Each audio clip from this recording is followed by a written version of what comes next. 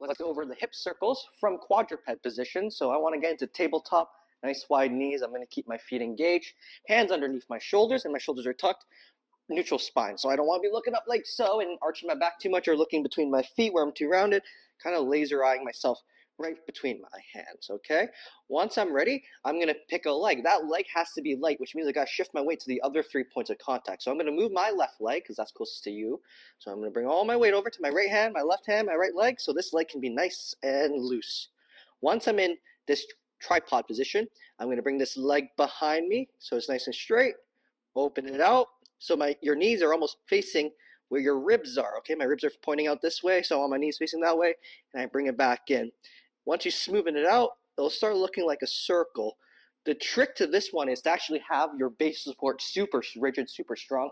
If I'm really loose or I don't shift my weight over to my other limb, for example, and I lift my leg up, I'm already in a really awkward, shaky base.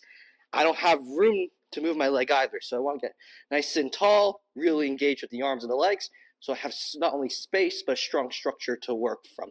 You can go inward and outward, so I consider this one inward because I'm keeping it close to the midline, but you can start like so, opening out, bringing it back in, or vice versa, just to mix up which rotator is working at what time.